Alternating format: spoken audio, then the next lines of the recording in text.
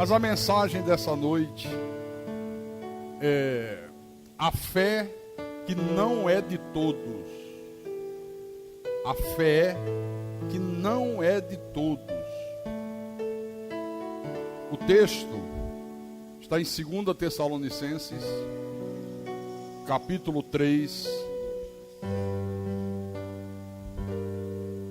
versículo 1 em diante.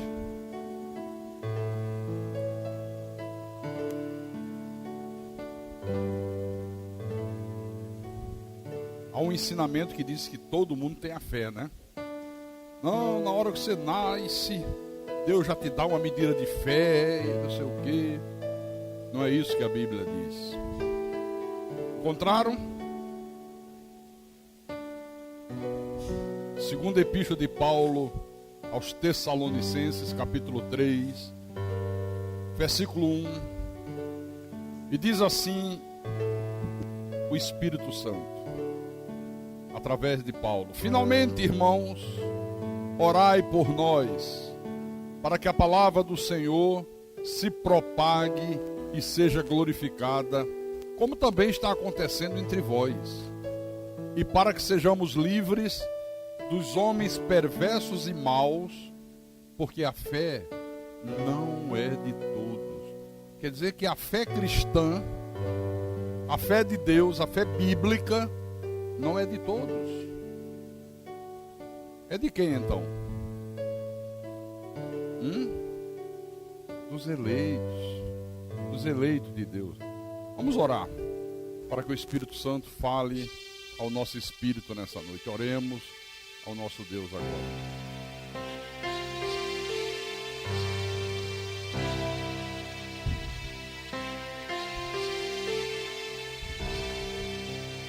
Senhor Jesus Cristo, nosso Deus e eterno Pai, nós graças te damos, porque o Senhor iluminou os nossos olhos para nos fazer compreender as coisas profundas do Espírito. Nós andamos muitos anos navegando em águas rasas, mas depois que nossos olhos se iluminaram, nós só queremos navegar nas águas profundas do conhecimento de Deus. E quanto mais nós conhecemos a tua palavra, mais nós conhecemos o Senhor como o Senhor quer ser conhecido. Quanto mais nós conhecemos a tua verdade, mais nós podemos servir ao Senhor como o Senhor quer ser servido. E que nessa noite, Senhor Deus, o Senhor fale à tua igreja, fala ao teu povo, fala às ovelhas do teu rebanho, fala àqueles que verdadeiramente o Senhor predestinou em amor, aqueles cujos nomes estão arrolados nos céus, estão escritos no livro da vida do Cordeiro desde antes da fundação do mundo. Usa-me como teu servo, como teu pastor, dá-me sabedoria, inspiração do teu Espírito, para que eu possa proclamar a tua palavra com verdade. E eu peço assim ao Senhor, porque a minha suficiência vem de ti. Não é uma capacidade do homem, não é uma capacidade da carne. A minha suficiência vem do Senhor, Deus eterno. Eu te peço em nome de Jesus, e que todos que creem e recebem essa palavra digam amém e amém. Diga graças a Deus.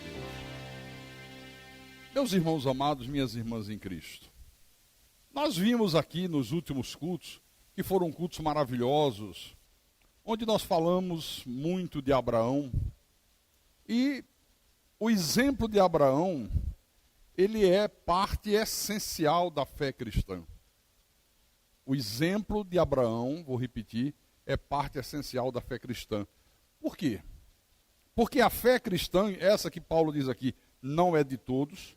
A exemplo da fé do patriarca, a exemplo da fé de Abraão, não é uma fé só de palavras. Por favor, entendam isso aqui. A fé cristã não pode ser uma fé só do intelecto. Não pode ser a fé na fé. Por favor, não pode. Você vê que a grande maioria das pessoas, elas dizem que creem em Deus, e elas imaginam, porque é ensinado assim às pessoas, que pelo simples fato dela dizerem que crê em Deus, isso é fé. Mas não é fé. A fé só de palavras não tem valor nenhum. Absolutamente nenhum. Eu vou mostrar para você. É bom que você marca na tua Bíblia. Abra em Tiago, o irmão na carne de Jesus. Capítulo 2, versículo 17. Vou ler do versículo 14 em diante, fica mais compreensível. Tiago disse assim: meus irmãos, falando com a igreja, qual é o proveito se alguém disser que tem fé, mas não tiver obras?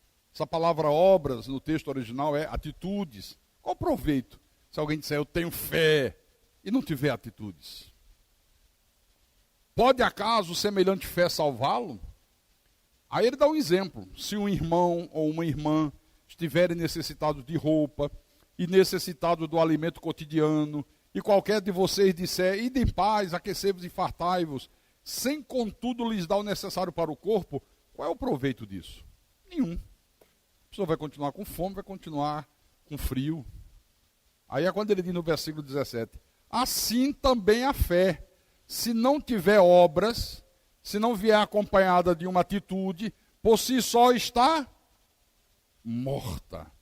Quer dizer, Deus fala através de Tiago que a fé sem obras, a fé sem atitudes, por si só já está morta. São as nossas atitudes, são as minhas atitudes, são as tuas atitudes que provam a veracidade da nossa fé. Não são mais nossas palavras. Abraão provou que tinha uma fé verdadeira como? Como é que ele provou que tinha uma fé verdadeira? Porque Tiago diz, Abraão creu em Deus. Como é que ele afirma que Abraão creu em Deus? O que levou Tiago a ter certeza que Abraão creu em Deus? Quantas vigílias fez Abraão? Quanto jejum fez Abraão? Nenhum? Quantas correntes de libertação fez Abraão? Mas fogueira santa deve ter feito alguma. Também não. Não. Ele não fez nada disso.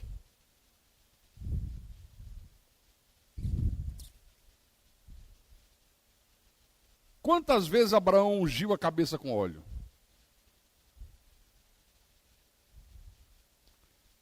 Se ele não fez nada disso, como é que a Bíblia diz que Abraão creu em Deus? É porque hoje o sistema religioso diz que quem crê em Deus é quem faz isso.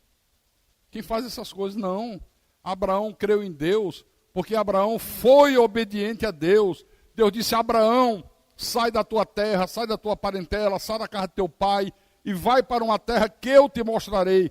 O homem se levantou, não discutiu com Deus, não murmurou, não criou problemas e saiu como Deus determinou, sem saber para onde ia.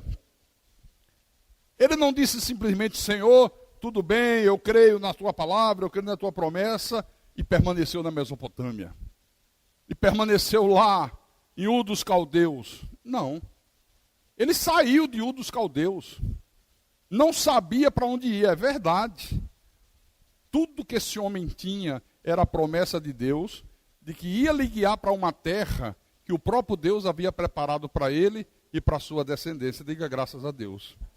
Então, por causa das suas atitudes, é que Tiago afirma aqui, Abraão creu em Deus e isso lhe foi imputado para justiça. Quantos hoje que dizem que creem no evangelho da graça de Deus?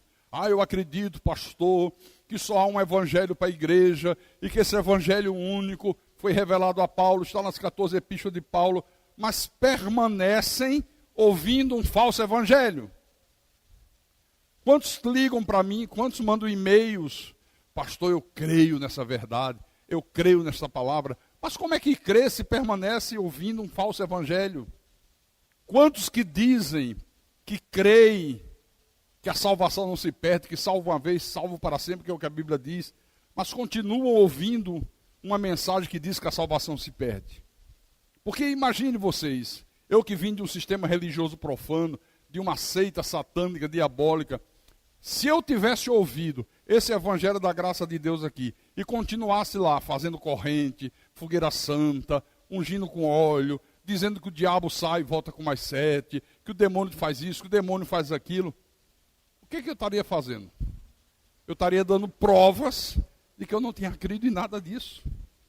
Ninguém ia acreditar que eu criei naquilo que eu ouvi. Não é assim? É assim que funciona. Mesmo que eu dissesse o contrário, não, eu creio, eu acredito. Como é que ele crê se ele está crendo no contrário, ouvindo o contrário, dizendo o contrário, vivendo o contrário? Veja o exemplo do apóstolo Paulo. Se depois de Paulo ter ouvido da boca do Cristo ressuscitado este evangelho da graça de Deus, que é o único para a igreja, se Paulo tivesse permanecido lá no judaísmo, quem acreditaria que ele creu? Ninguém. Absolutamente ninguém. Porque antes dele ouvir a revelação do evangelho da graça de Deus, Paulo não acreditava de maneira nenhuma que Jesus era o Filho de Deus. Ele não cria que Jesus era o Messias, que Jesus era Deus em forma humana. Mas uma vez que Deus lhe revelou a verdade, sabe o que aconteceu? Sabe o que ocorreu? Marca aí na tua Bíblia. Venha comigo em Atos dos Apóstolos, capítulo 9. Isso é fé. Isso prova que a pessoa crê.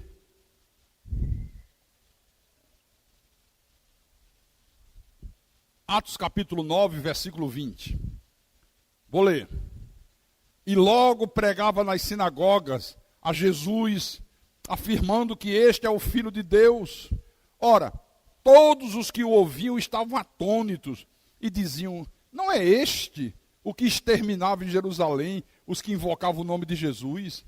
E para aqui veio precisamente com o fim de os levar amarrado aos principais sacerdotes. O pessoal ficou atônito. Espera aí, tem alguma coisa errada. Não é esse Paulo que matava os cristãos, que exterminava em Jerusalém, quem dizia crer no nome de Jesus, quem dizia acreditar que Jesus era o Messias prometido, que Jesus era Deus. Ele não veio para aqui com a autorização dos principais sacerdotes para prender esse pessoal e levá-los amarrados. Veio. Saulo, porém, mais e mais se fortalecia e confundia os judeus que moravam em Damasco, demonstrando que Jesus é o Cristo. Meu irmão e minha irmã, uma pessoa que tem os seus olhos iluminados para esta verdade da Bíblia, se Deus iluminou os teus olhos para essa verdade aqui, a primeira coisa que você faz é abraçar a verdade de que o homem não tem livre-arbítrio, que o homem não manda em Deus.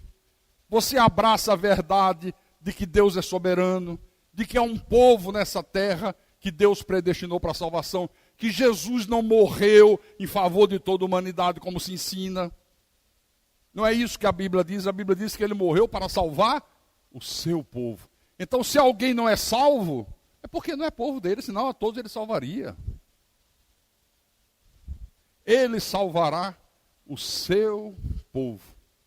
Ele celebrou a ceia e ele disse: isto é o meu sangue, o sangue da nova aliança entre Deus e os homens, o sangue que será derramado em favor de muitos, nunca em favor de toda a humanidade, em favor de muitos. Então este homem, o apóstolo Paulo, ouviu a verdade, seus olhos foram iluminados, abraçou a verdade, saiu daquele judaísmo diabólico, rompeu com tudo que era da lei, saiu do farisaísmo, deixou de agradar aos seus líderes religiosos e passou a agradar somente a Deus. Que mudança extraordinária na vida desse homem. Ele diz isso em Gálatas, não é? Vamos ver? Gálatas capítulo 1, versículo 10. E com que orgulho Paulo diz isso? Ele faz uma pergunta, para mostrar que houve mudanças, para mostrar que a sua fé era uma fé genuína, era uma fé verdadeira, não era uma fé só da boca para fora. Ele diz assim: porventura, procuro eu agora o favor dos homens ou de Deus? Ou procuro agradar a homens? Se agradasse ainda a homens, não seria servo de Cristo. Se eu continuasse com a mesma postura diante, se eu continuasse dando ouvidos, obediência aos sumos sacerdotes, se eu continuasse crendo nas mentiras do judaísmo, se eu continuasse ainda escravo do farisaísmo, eu não seria servo de Cristo. Ele está dizendo, mas vejam que eu me libertei de tudo isso, é a prova da minha fé. Quantos que estão aí fora renegando o evangelho da graça de Deus, porque não sabem fazer outra coisa na vida, a não ser agradar a homens, estão dentro das denominações, não para agradar a Deus, para agradar o líder, agradar o pastor, buscando o favor dos homens. Paulo renunciou a todos os benefícios que a religião dos homens lhe oferecia e dedicou toda a sua vida à pregação da verdade divina. Amém? Em Atos capítulo 20, ele diz isso. Atos capítulo 20, versículo 24. Olha que declaração emocionante que esse homem faz. Ele diz assim, Atos capítulo 20, versículo 24. Porém, em nada considero a vida preciosa para mim mesmo, contanto que complete a minha carreira e o ministério que recebi do Senhor Jesus para testemunhar a lei de Moisés. Para testemunhar a revistinha da escola dominical. Para testemunhar o evangelho da graça de Deus. Então está absolutamente claro que a fé sem atitudes é o quê? Morta. Não tem valor.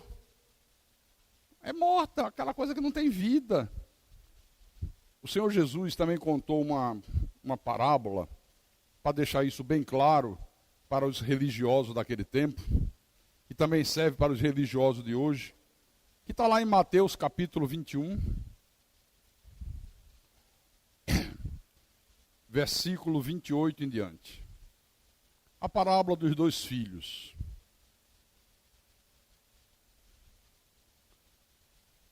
Ele disse assim, posso ler ou estou indo muito rápido? Mateus capítulo 21, versículo 28 em diante. Vou ler, hein? Que vos parece? Um homem tinha 2 filhos. Chegou ao primeiro e disse, filho, vai hoje trabalhar na vinha? Ele respondeu, sim, senhor, porém não foi. Não foi. Dirigindo-se ao segundo, disse-lhe a mesma coisa, vai trabalhar na vinha. Mas este respondeu, não quero. Depois arrependido, foi. Aí ele fez uma pergunta. Qual dos 2 fez a vontade do Pai? Aí eles disseram, o segundo. Aí Jesus disse, em verdade vos digo que publicanos e meretrizes vos precedem no reino de Deus. Porque João veio a vós outro no caminho da justiça e não acreditaste nele. Ao passo que publicanos e meretrizes creram. Vós, porém, mesmo vendo isto, não vos arrependeste, afinal, para acreditardes nele. Olha que coisa interessante isso aqui. O primeiro filho disse, tudo bem, eu vou para a vinha. Porém, não foi. O segundo disse, não quero ir para a vinha nenhuma. Mas depois se arrependeu e foi. Você vê, o que disse, não quero ir, depois voltou atrás e foi, só foi porque teve um verdadeiro arrependimento.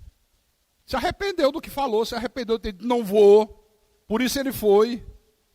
Então, não adianta nada você dizer, Senhor, eu estou pronto aí onde o Senhor mandar, eu creio na tua palavra, eu creio na tua verdade, se você não se levantar e for. Não adianta nada. É melhor esse filho aqui. E disse, não vou. É melhor aquele que diz, não creio. Mas daqui a pouco ele disse, olha, eu estive pensando, eu fui meditar na Bíblia, eu orei, estou profundamente arrependido do que eu falei. Eu creio de todo o meu coração em nome de Jesus Cristo. Amém?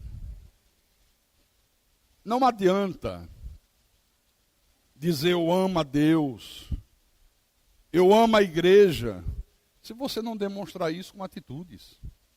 Não tem valor algum. Demonstre que você ama Deus, demonstre que você ama a igreja, obedecendo a palavra, cumprindo os mandamentos, se envolvendo na obra de Deus, vestindo a camisa, fazendo a tua parte. Porque você já imaginou, por exemplo, um marido que diz que ama muito a esposa, que é apaixonado pela esposa, mas aquele marido de vez em quando sai de casa, passa 3, 4 meses solto na buraqueira. Ele diz, mas eu te amo, minha querida. É que eu gosto de estar na rua, eu gosto de viajar, gosto de andar solto por aí. De vez em quando ele aparece em casa quando dá vontade de praticar sexo com a mulher. Não dá assistência com a sua presença. Não quer tomar conhecimento dos problemas que toda a família tem. Não quer tomar conhecimento que tem que pagar um aluguel, que tem que pagar a conta de luz, que tem que ter dinheiro para fazer a feira, para ter mantimento na casa. Aí eu pergunto, você acha que um homem que procede dessa maneira que eu estou dizendo no exemplo, ele ama a sua esposa? Ama ou não ama? Claro e evidente que não ama. Ele está apenas usando a sua esposa para satisfazer os seus desejos quando os tem. Ela é apenas o instrumento dele, nada mais do que isso. Mas eu quero dizer para você, com muita dor no coração, que tem muita gente que faz a mesma coisa com Deus. Só quer usar Deus. Só quer usar a igreja. Quer as bênçãos de Deus, quer os milagres de Deus, quer que Deus satisfaça todos os seus desejos, quer um bom culto, quer uma boa pregação, mas para por aí.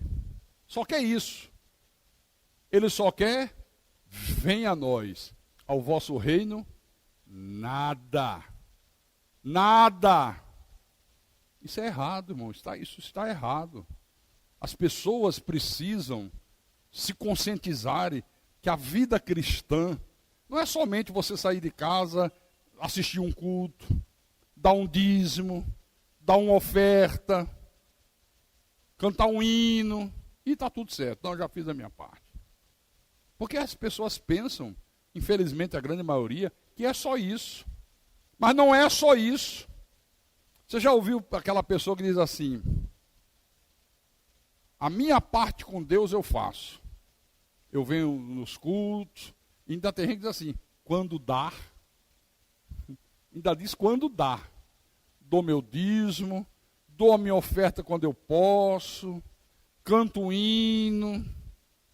Já fiz a minha parte com Deus. Já ouviu gente que diz isso? Que acha que por fazer isso já fez a sua parte com Deus? Não, não fez não. Isso é apenas o começo, irmão.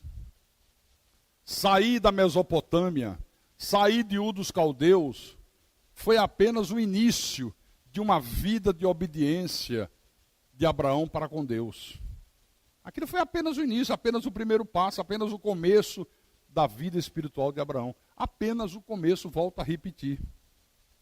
Pastor, ali foi o chamado de Abraão, foi. E quando Deus nos chama, qual é o nosso começo? O nosso começo é esse que eu acabei de dizer. Frequentar cultos, ser fiel nos dízimos, ser fiel nas ofertas, estudar a palavra, orar, procurar viver uma vida de retidão aos olhos de Deus. Esse é o nosso começo. Apenas o começo. Mas tem muito mais coisa que vem depois. Se é apenas o início, se é apenas o beabá da vida cristã. Quando você entra na alfabetização. Quando você vai aprender A, E, I, O, U. Sabe aquelas coisinhas que a gente aprendeu na alfabetização? Deixa eu fazer uma pergunta. Por que Jesus morreu na cruz do Calvário? Por que Jesus morreu na cruz do Calvário? Por quê? Não é por quem. Porque eu já disse. Pelo seu povo. Mas por quê? Pode.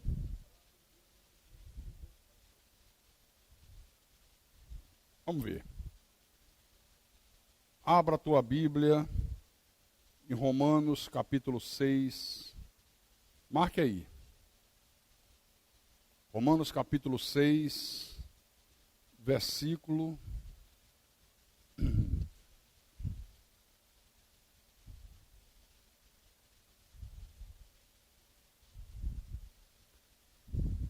Versículo 11. Olha por que ele morreu. Paulo diz assim à igreja. Vou ler, hein? Assim também vós, considerai-vos mortos para o pecado, mas vivos para Deus em Cristo Jesus.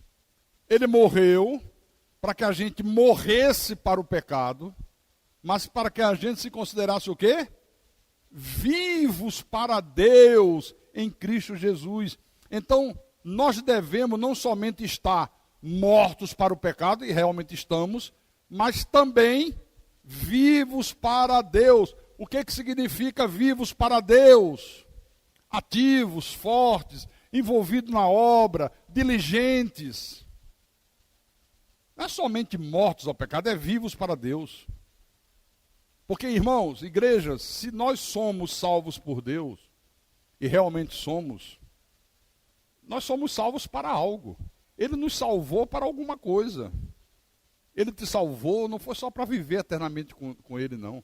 Enquanto você está aqui nessa terra, você tem que servir.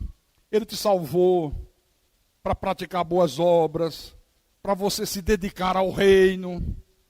Quando Paulo escreve a sua segunda epístola a Timóteo, vamos ver lá.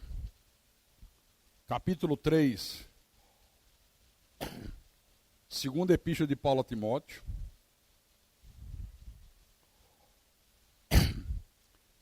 Capítulo 3, versículo 16 e 17.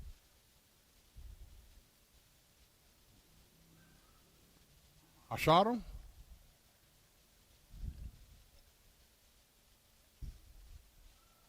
Lá vai. Ele diz: toda a escritura é inspirada por Deus, toda. Tem gente hoje em dia pregando que parte da escritura é inspirada, parte não é, tem que ter cuidado. Não. Toda a escritura é inspirada por Deus, toda. E útil para o ensino, para a repreensão, para a correção, para a educação na justiça, a fim de que o homem de Deus seja perfeito e perfeitamente habilitado para toda boa obra. Olha, a palavra de Deus capacita cada um de nós para servir a Deus, para o serviço sagrado que Ele está dizendo. Deus não chama os capacitados. Ele capacita os que Ele chama. Eu já disse aqui em outra ocasião, eu nunca imaginei na minha vida fazer programa de rádio. A única coisa que eu conhecia de rádio era um radinho portátil que eu tinha, que eu ganhei quando eu trabalhei na Fermasa, no Rio de Janeiro, era uma indústria naval. Aí fizeram um concurso de segurança do trabalho, quem fizesse a melhor frase ganhava aquele rádio, e eu ganhei o concurso. E era o meu companheiro para escutar os jogos, que eu sempre gostei muito de futebol, ia ao Maracanã com aquele radinho, era show de bola. A única coisa que eu conheci de rádio era aquele rádio. Nunca imaginei um dia fazer programa de televisão, escrever livros, nunca passou pela minha cabeça. Mas eu faço rádio, eu faço programa de televisão, eu escrevo livro. Por quê? Porque Deus me capacitou para isso. Deus me capacitou, eu não tinha nenhuma capacidade, foi Deus que me capacitou. Para que todo homem seja perfeito e perfeitamente habilitado para toda boa obra. Essa palavra perfeito aqui, não é aquela coisa de perfeição impecável, não tem nenhum defeito. Não. O sentido dessa palavra no texto grego original é para que ele seja completo, para que ele esteja em boa forma, para que ele esteja apto a desempenhar aquela função. Esse é o sentido.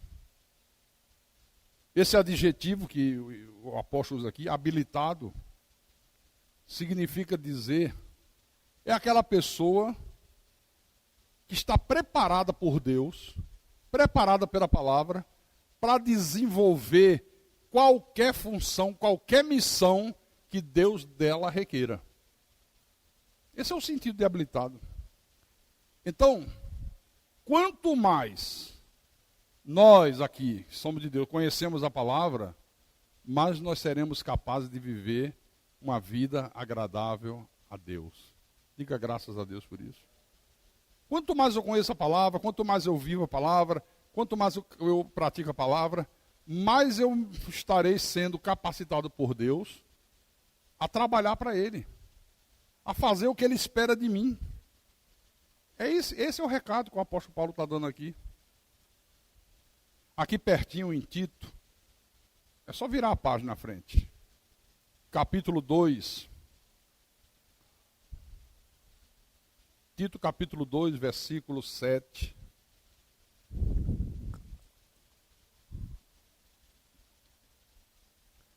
Você sabe que essa epístola a Tito faz parte das chamadas epístolas pastorais. Epístolas que Paulo escreveu diretamente para pastores. Essa é uma delas. Tito era um jovem pastor de uma igreja em Éfeso. Então ele diz a Tito: torna-te pessoalmente padrão de boas obras.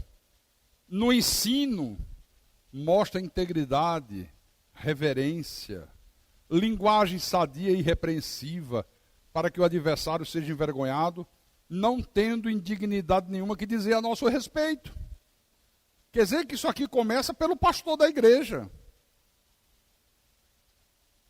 Por isso que eu digo assim, ó, a pessoa diz, não, eu quero ser pastor, eu quero pregar, é a minha maior vontade. Aí eu começo a observar. Ele tem boa conduta, tem integridade, ele é exemplo para os irmãos, como ele é como marido, como ele é como irmão, como ele é como pai, como ele é como avô, seja lá o que for. Porque se não é antes, você acha que vai ser depois? Nunca. Nunca. Por isso que ser pastor é coisa muito séria. O pastor tem que ser exemplo para a igreja em todas as áreas da sua vida, em todas as áreas da vida. Olha só, todas as virtudes que o pastor deseja ver no povo, ver na igreja que ele pastoreia, essas virtudes devem primeiramente ser cultivadas nele. Olha a responsabilidade disso aqui. Isso envolve o estudo da palavra. Eu sou exemplo para vocês. Quem convive comigo sabe que os meus dias é mergulhado na Bíblia. Ninguém me vê de bobeira. Olha, eu não tenho um líder acima de mim, a não ser o próprio Deus. Porque é bom quando você tem um líder, que às vezes você dá uma vacilada e alguém chega, opa, acorda, dá uma catucada. Não. Sou eu e Deus. Ninguém me vê de bobeira, estou sempre estudando a palavra. Eu tenho que ser exemplo na seriedade das minhas atitudes. O povo tem que ver em mim atitudes sérias. Linguagem irrepreensível. Zelo pela igreja. Eu admito que possa existir na face da terra, pastores existem, que tenha tanto zelo pela igreja quanto eu. Mais do que eu tenho, sinceramente, não admito. Porque eu tenho muito zelo pela igreja. O quanto eu me desgasto pelo zelo que eu tenho pela igreja. Eu tenho que ser exemplo num trabalho exaustivo. Puxa, o pastor ele se exaure. Vocês veem que agora mesmo eu estou passando por um período de uma fadiga crônica, uma estafa. Não era nem para eu estar fazendo cultos. Mas eu vou fazer até domingo e vou descansar 5 dias só. O médico disse, no mínimo 30. Mas não dá para descansar 30. Estou com fadiga crônica. Não sei se alguém aqui já teve estafa. Alguém já teve? Só sabe o que é uma estafa quem já teve. Antes de eu ter, já é a terceira vez que eu tenho. Terceira. Em 30 anos de vida ministerial. Mas antes de eu ter a primeira vez, eu dizia, isso é frescura. Estafa é frescura, que negócio de estafa, não sei o quê, tá. Aí quando eu tive a primeira vez, eu digo, não é frescura não.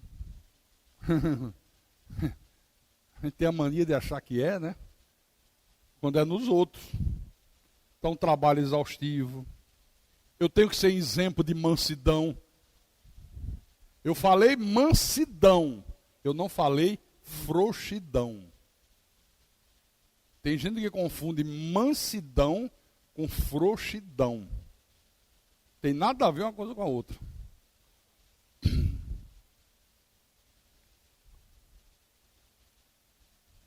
Moisés estava lá no Egito, povo hebreu escravo. Um dia Moisés sai do palácio, criado pela filha de Faraó, candidato ao trono, a sucessor.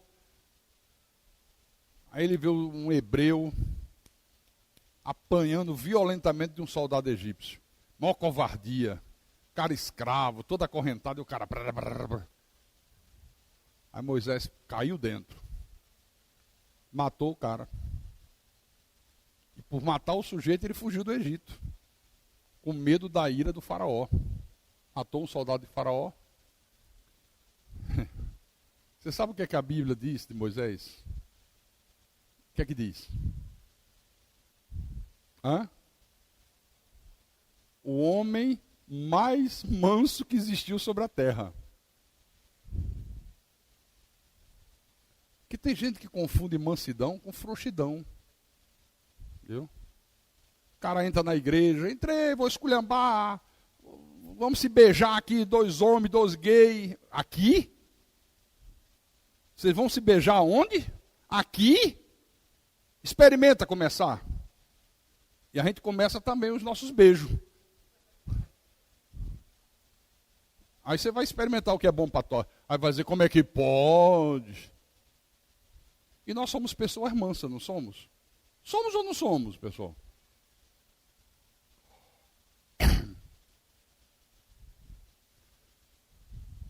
Exemplo de mansidão.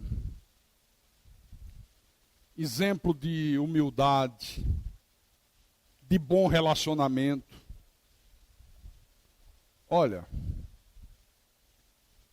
eu não conheço, se alguém conhecer alguém, me avise. Nenhuma pessoa que eu não tenha um bom relacionamento com ela. Pode ter gente que não tem comigo. Isso aí eu sei que tem. Mas eu tenho um relacionamento bom com todo mundo. Todo mundo. Eu sou exemplo disso. Ainda há pouquinho eu estava fazendo uma reuniãozinha relâmpago ali e estava dizendo. Não, porque as pessoas estão perguntando por que fulano mudou comigo.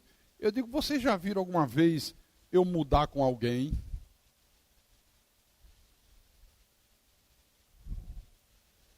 Só quando a pessoa se mostra do diabo mesmo, abandona as fileiras da igreja, a gente tem que mudar, né? Porque a Bíblia manda mudar. Mas enquanto isso, né? Começa no pastor aqui, ó. O pastor é o exemplo para que ele possa cobrar da igreja a mesma postura, o mesmo comportamento. Por isso que ser pastor não é para qualquer um. Tem que ter vocação de Deus. Não pode o cara dizer que quer ser pastor, ocupar um púlpito e mete mãozada na mulher em casa. Não estuda a Bíblia. É um preguiçoso. Que exemplo ele vai dar para a igreja? Nenhum exemplo. Não se relaciona bem com A, com B, com C. Se intriga de fulano, se intriga com Beltrano. Tem um comportamento estranho, antipático. Se relaciona mal. Não pode ser pastor nunca. Nunca, nunca, nunca, nunca, nunca. Capítulo 3 de Tito. Versículo 8. Tito, capítulo 3, versículo 8. Paulo diz a Tito, fiel é esta palavra, e quero que no tocante a estas coisas, faças afirmação confiadamente para os que têm crido em Deus, para que os que têm crido em Deus sejam solícitos na prática de boas obras. Estas coisas são excelentes e proveitosas aos homens. Solícito na prática de boas obras. Olhe, essas boas obras aqui não são necessariamente as boas obras do serviço religioso. Por exemplo, cantar no louvor da igreja, cantar no coral, ser um diácono, ser uma diaconisa, ser uma professora da escolinha das crianças. Claro, tudo isso, quando é feito com espiritualidade, com seriedade, com amor, são boas obras, não tem nenhuma dúvida. Mas não é só isso. Ajudar na limpeza do templo. Você lembra que toda a última sexta-feira do mês, última é primeira? É última? A gente se reúne, a gente não, os irmãos. Vem os homens todos para a igreja, tira os bancos todos, dá uma lavada geral, sabão, detergente. Aí, nas 2 semanas subsequentes, 3, vai mantendo, depois de novo. Solícito de boas obras. Faz parte. Ser o responsável pelo som da igreja. Solícito de boas obras. Fazer bem feito. Não é o pastor chegar a começar o culto. Amém, cadê o som? Ninguém testou o som antes. Hoje aconteceu, né? Pela primeira vez, depois de 1000. 1001 vez. Ser responsável pela gravação dos cultos, gravados em DVD, gravados em CD. Eu saio de Recife, de táxi para Natal. Aí o motorista que foi me levar de Natal a Recife buscar, ele da Assembleia de Deus. Aí eu separei 3 CDs. Cheguei na livraria, eu mesmo escolhi, para ir ouvindo junto com ele a viagem inteira. Aí coloquei o primeiro. E ouvindo ele, poxa, nunca ouvi isso. Poxa, pastor, fica tranquilo que eu vou te dar. Vou te dar de presente. Olha que coisa, como é que é isso aí eu explicar? Quando chega no filé mignon da mensagem, no meio, defeito. Aí o cara, não é possível. Eu digo, puxa vida, com defeito. Irmão, isso acontece, você sabe, né? Vamos botar o segundo. Botei o segundo. Opa, maravilha. Na hora da sobremesa do pudim de leite condensado, defeito. Eles também.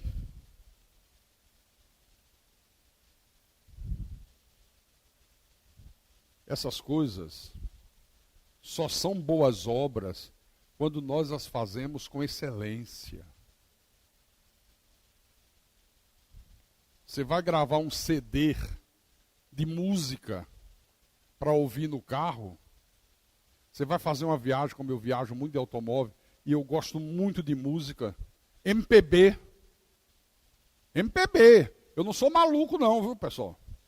Eu não fico 24 horas por dia louvor, gospel, tal. Eu não chego para minha mulher e minha mulher, eu quero cantar uma música para você. Eu te amo tanto. Já refúgio a glória eterna de Jesus, o Rei do Rei. Ela vai dizer, pirou. Não. Eu digo, eu tenho tanto para te falar, mas com palavras não sei dizer. Eu não sei cantar, não. Roberto Carlos que sabe. Mas quando eu gravo, vou fazer uma viagem longa, tem hora de ouvir louvor, tem hora de ouvir música comum. Eu checo uma por uma, sabia? Minha mulher disse, tu vai conferir uma por uma? Eu digo, vou. Vai que está errado, vai que deu defeito. Aí eu vou ficar a viagem inteira frustrado, chupando dedo. Checo um por um. Para mim ouvir. Então um povo zeloso de boas obras. Você tem sido zeloso de boas obras? Meu irmão e minha irmã, creia por favor que Deus está formando um povo para Ele, um povo que é só dele. E esse povo é diferente de todos os povos que há neste mundo. É um povo que tem que ser modelo. O povo de Deus tem que ser padrão. Você é modelo para a tua família. A tua família vê você e diz, olha, ele é um modelo para a gente. Modelo de marido, modelo de esposa, modelo nos negócios, modelo na maneira de falar, honesto, não mente. Ele é modelo na seriedade que ele trata Deus, não falta culto. Olha, nem convide ele para a festa, se for no dia de culto da igreja, que ele não vai. É modelo. Você tem sido modelo? Nós falamos de Abraão. Deixa eu voltar aqui um pouco atrás em Gênesis, capítulo 17.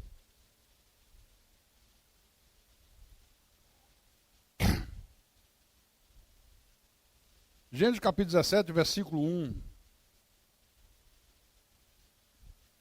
Isso é fácil de achar, que é o primeiro livro da Bíblia, né? Tem ninguém procurando Gênesis no Novo Testamento não, né?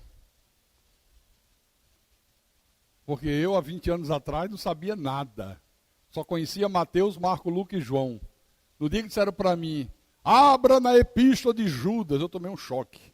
Eu digo que o safado do Judas que traiu Jesus escreveu a epístola. E para achar? Procurando Judas no Velho Testamento. Bom, vamos lá, capítulo 17, versículo 1. Quando atingiu Abrão a idade de 99 anos, apareceu-lhe o Senhor e disse-lhe, eu sou o Deus Todo-Poderoso, anda na minha presença e ser perfeito. Quer dizer que Deus, ele não se limitou apenas a tirar Abraão de Ur dos Caldeus.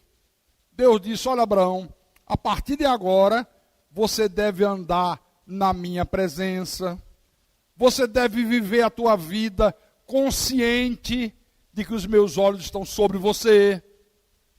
Eu estou observando as tuas atitudes, a tua maneira de falar, a tua maneira de proceder. Viva a tua vida consciente disso. Por isso que Deus disse, anda na minha presença e ser perfeito. Eu disse ainda há pouco que ser perfeito não significa ser impecável. Porque enquanto nós estivermos nesse corpinho de carne aqui, ninguém será perfeito, impecável. João disse, se alguém disser que não tem pecado, é mentiroso. Já leu lá em 1 de João, né? Capítulo 1, versículo 10. Pastor, o que é que significa essa expressão ser perfeito? Significa seja honesto, seja sincero, não seja uma pessoa fingida, seja uma pessoa sem hipocrisia, seja uma pessoa inteiramente dedicada a Deus. É nesse sentido. Ser perfeito. Coisa horrível é uma pessoa dizer que é de Deus e ser hipócrita. Com fingimento. Então, isso aqui é um chamado de Deus para que a gente viva uma vida de integridade. Íntegro. A palavra do cristão tem que ser sim, sim, não, não. O que disso passar, vem do maligno. Eu falei nas mensagens que nós pregamos aqui de Abraão, se falar a verdade, se falar a mentira, vai trazer um lucro maior, e falar a verdade, talvez faça eu perder dinheiro, é melhor perder dinheiro e falar a verdade. Dei até o exemplo, quando a pessoa vai vender um automóvel. O carro está com 150 mil quilômetros rodados. Isso aí a turma lá fora faz direto. Vou vender, quanto é que custa esse carro? O cara diz assim, rapaz, esse carro custa 30 mil, dá para vender por 30. Mas tu rodou muito, 150 mil quilômetros rodados, olha, só vai aparecer quem dê 25. porque está muito rodado. Mas se você quiser, a gente tem aqui uma maquininha que a gente vai e baixa a quilometragem, baixa para 80. Aí tu vende por 30. E a turma não pensa duas vezes. O cristão não pode fazer isso. Ah, quer dizer que se eu deixar do jeito que está, é 5 mil a menos. Pois vai por 5 mil a menos. É isso que Deus está chamando aqui, ó. Uma chamada à integridade, uma chamada ao serviço sagrado. Foi exatamente isso que Abraão fez depois que ele foi chamado por Deus. Nada mais importava a Abraão a não ser servir a Deus, ser guiado por Deus, fazer aquilo que era agradável a Deus. Abraão, ele não fazia nada que não fosse conforme a vontade de Deus. Nada. Nada. Eu pergunto, vale para mim também essa pergunta. A palavra é como uma espada de 2 gumes, corta para lá e corta para cá. Será, meus irmãos, que todos nós aqui temos consciência de que os olhos de Deus estão sempre sobre nós? Porque quando está aqui na igreja, todo mundo tem essa consciência, Deus, a casa de Deus, a igreja, o templo, tal. Mas e quando você está sozinho? Você faz uma viagem para uma outra cidade, para um outro país, ninguém te conhece, não tem nenhum irmão da igreja por perto, pastor não está por perto, está só você e o mundo. Você tem consciência que os olhos de Deus estão fitos em você? Ou você diz, opa, vou aproveitar a chance, ninguém está vendo, ninguém vai me entregar para o pastor, vou soltar um pouquinho as frangas.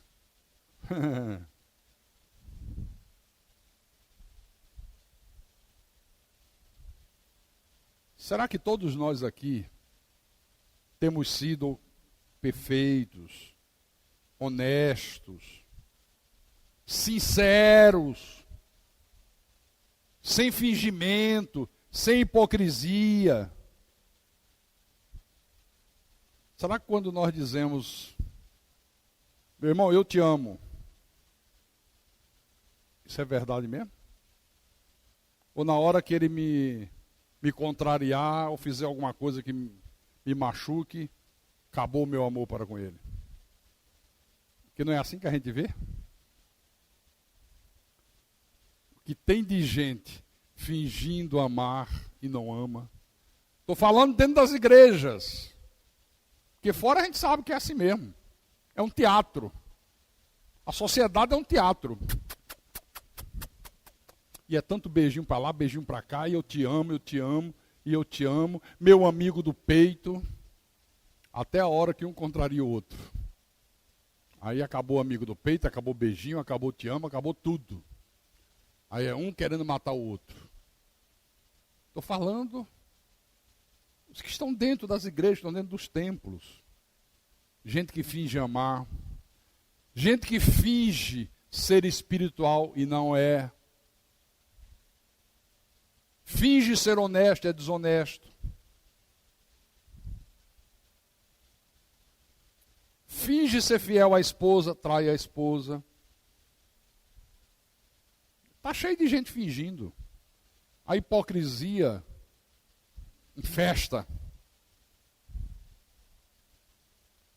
Tem muitos lugares aí, e aqui também, que alguns querem transformar o culto num baile de fantasia.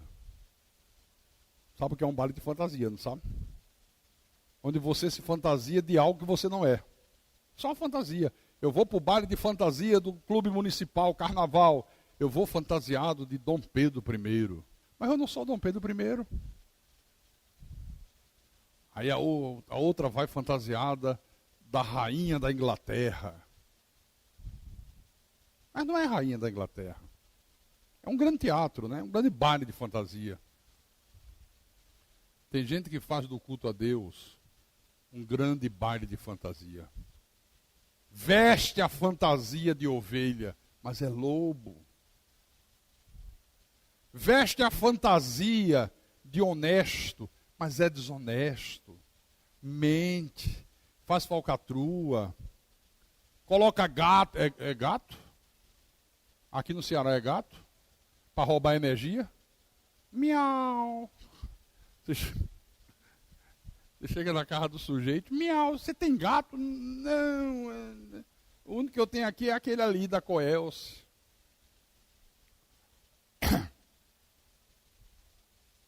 Gato na água, para roubar água, para pagar menos água. Frauda o imposto de renda. Trabalha numa empresa, o patrão confia, ele tem acesso às coisas, os objetos da firma, é de confiança. Aí termina o expediente, ele diz, rapaz, lembrei que ontem à noite eu fui imprimir na minha impressora e acabou o papel. Eu vou pegar uma resma desse aqui tem tanto, bota embaixo do braço e leva.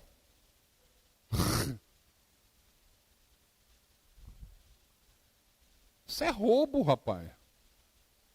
Pastor, mas uma resmazinha, uma folha você não tem direito de levar. Você pode levar todas. Se o teu chefe, o teu patrão disser, leve.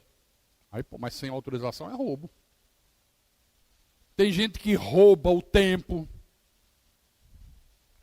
É contratado para trabalhar 8 horas. O cara gasta 2 horas evangelizando. Não pode encostar um perto da mesa dele que ele começa. O irmão já conhece Jesus? Não, mas olha, veja só, senta aqui, senta aqui. Fazer de conta que a gente está resolvendo um problema, sabe? Jesus é tão bom. E fica 1 hora evangelizando o outro. Pastor, mas isso é desonestidade? O teu patrão não está pagando para você evangelizar ninguém. Está trabalhando para você trabalhar para ele. Evangelize na hora do almoço. Evangelize antes do horário do expediente. Evangelize depois. A não ser que você seja trabalhador autônomo, como meu irmão e meu amigo Ari Correia. Ari trabalha por conta própria. Se ele se irmar de passar o dia inteiro evangelizando, é problema dele. Ele é o patrão dele mesmo. Mas quem tem um patrão, isso é desonestidade, pessoal. Então o povo de Deus tem que ser um povo diferente de todos os povos. De todos os povos que habitam essa terra. Em todos os sentidos. Por isso que eu detesto, eu odeio quando eu pego dentro da igreja fofoca. Disse-me disse. Irmão, igreja é um lugar para a gente se sentir-se bem. É para você vir, sentir-se aliviado, bem, ouvir a palavra, coisas boas, sabe? Voltar feliz para casa. Tem gente que vem e volta infeliz. Que um encosta, soube da última. Não, qual foi? Jesus voltou? Não, não é bem que Jesus voltou, é mais importante. A irmã fulana, rapaz.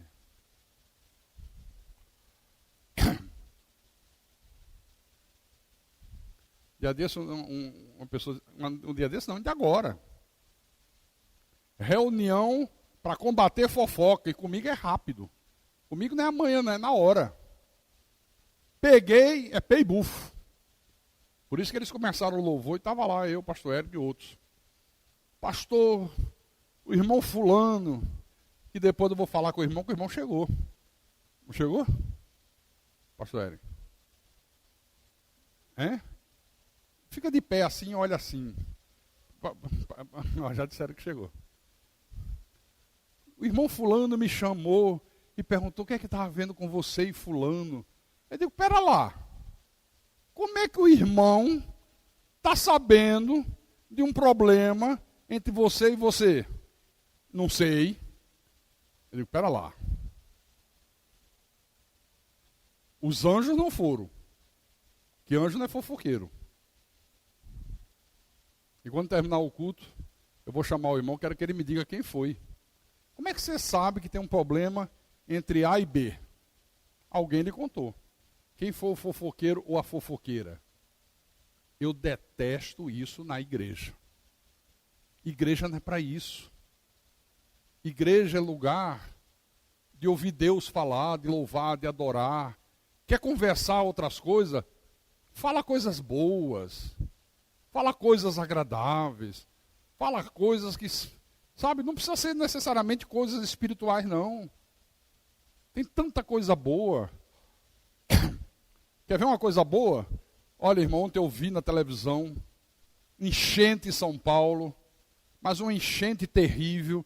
E teve uma rua que o senhor entrou com um carro, e o carro parou e a água começou a levar o carro. Um senhorzinho dos 70 anos por aí, cabelinhos brancos. E dois jovens, dois rapazes arriscaram a vida, entraram no meio da correnteza, seguraram o carro do velho e foram puxando, tal. Uma coisa boa da gente falar. Uma sociedade tão carente de bons exemplos. Não é? Tem tanta coisa boa para falar. Não aceite, por favor, se você é de Deus, como eu creio que você seja, não aceite fofoca. Não aceite aquele que chega, deixa eu te contar uma coisa. Não é fofoca. Quando diz não é fofoca, não, é porque é. Quando alguém chega para mim, não é fofoca, é.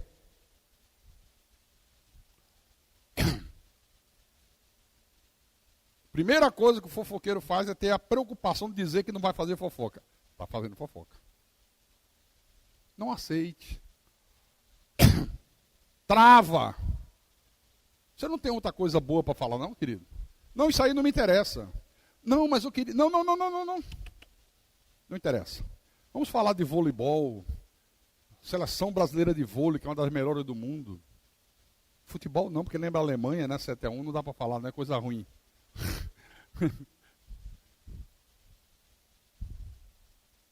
Falar de coisas boas. O que não falta são coisas boas. Então eu não gosto de fofoca, não gosto de dissimulação, não gosto de hipocrisia, não gosto de gente que aparenta uma coisa e é outra. Eu não gosto de gente que diz eu te amo e você está vendo nos olhos que odeia. Eu detesto. Não sei se vocês detestam. Detestam? Hã? Então está aqui, ó. Um povo zeloso de boas obras. E as boas obras começam por uma fé com atitudes.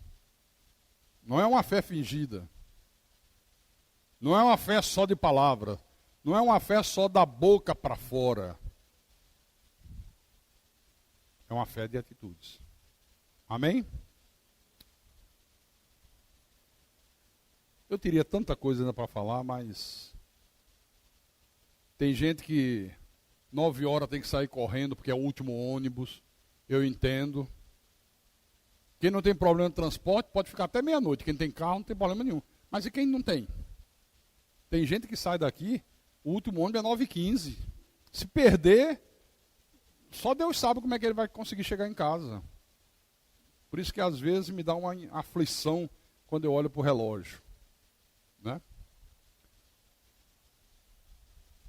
E eu termino dizendo, como Jesus sempre dizia, quem tem ouvidos, que ouça o que o Espírito falou com a igreja nessa noite, em nome do Senhor e para a glória do Deus Todo-Poderoso. Aleluia. Louvado seja o nome de Jesus.